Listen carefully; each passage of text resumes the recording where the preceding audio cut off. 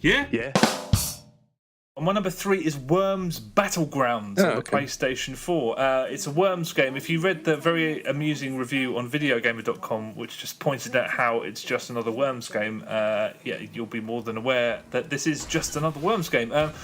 Not a great deal has changed. This is actually a port of Worms Clan Wars from, I think it came out last year on the PC. So all of the new weapons that this is touting, they're actually new weapons to that. I mean, these aren't new to this. If you played that game, this is the same.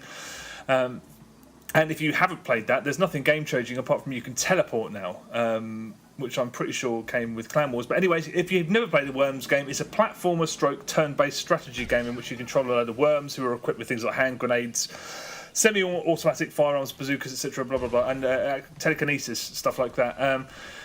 And you switch between worms to take out your opponents. It's glacially paced Sunday afternoon chill-out gaming, essentially. And it's very fun in multiplayer. It always has been, potentially always will be. It can't be denied. It's very, very fun in multiplayer.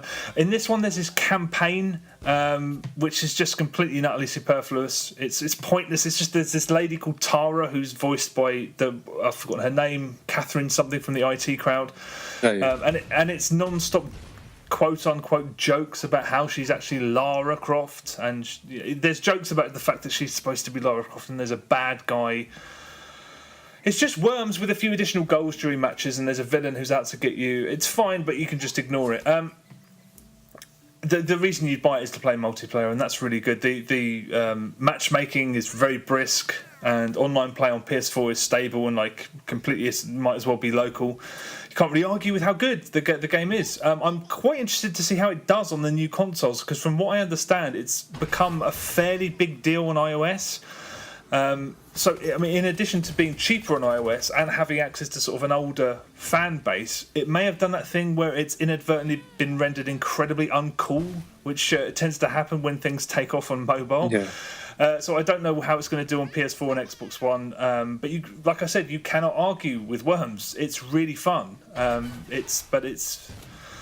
There is not anything new here. I mean, in a very real sense, because this is a port of a PC game from last year. But even if you hadn't played that, this is there's nothing groundbreaking. But it's fun. You can't argue with it. It's Worms. Good.